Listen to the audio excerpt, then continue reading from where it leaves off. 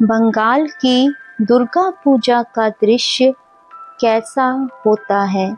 जैसा ही दुर्गा पूजा का समय आता है, कोलकाता की हर गली, हर चौक बदल जाती है।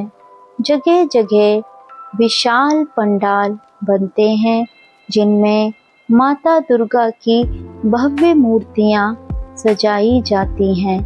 कोई पंडाल मंदिर जैसा होता है, कोई महल जैसा, तो कोई पूरा किसी मशहूर जगह की नकल में बना होता है। भीड़ ऐसी कि मानो पूरा शहर जाग उठा हो।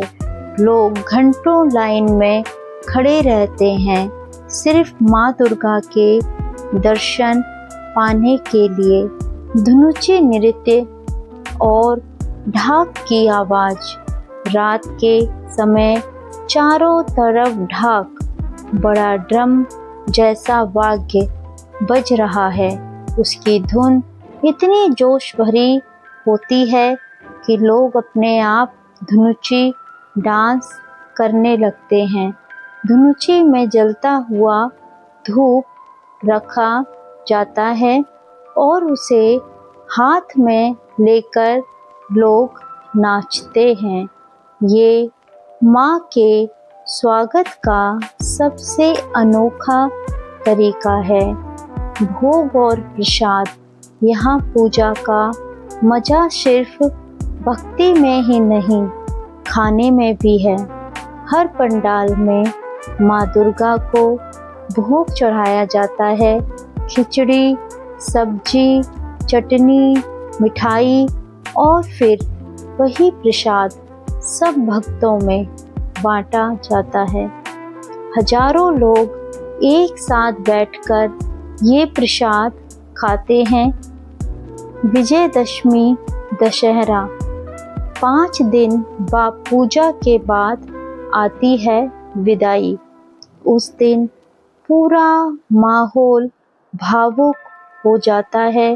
लोग माँ दुर्गा से कहते हैं, आशछो बोछोर आबार ऐशो माँ, मतलब अगले साल फिर आना माँ।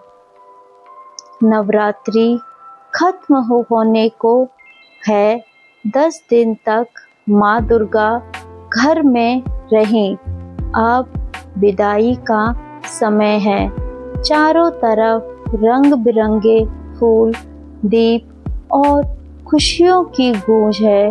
महिलाएं तैयार हैं, उनके हाथों में सिंदूर, उनके चेहरे पर उत्साह और आंखों में हल्की नमी।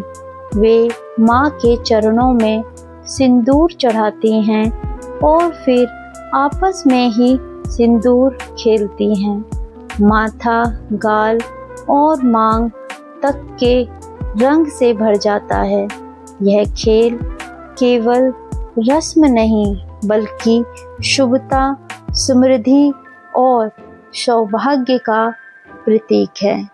ढोल की थाप, ढाक की आवाज, ढाक की गूंज, फूलों की खुशबू और हंसी मुस्कान के बीच महिलाएं माँ के चरण स्पर्श करके आशीर्वाद लेती हैं। कुछ आंसू भी बहते हैं, क्योंकि विदाई का पल हमेशा भावुक होता है। फिर मूर्ति को लेकर नदी या जलाशय की ओर बढ़ा जाता है। पानी में उतरते ही मूर्ति विलीन हो जाती है।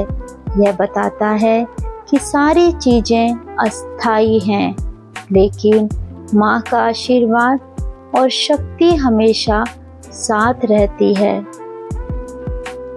समय के साथ यह दृश्य रंगीन, भावुक और शक्तिशाली बन जाता है। महिलाओं की मुस्कान और आंसू, सिंदूर की चमक और ढोल की थाप, सब मिलकर एक ऐसा दृश्य बनाते हैं जिसे कोई भूल नहीं सकता।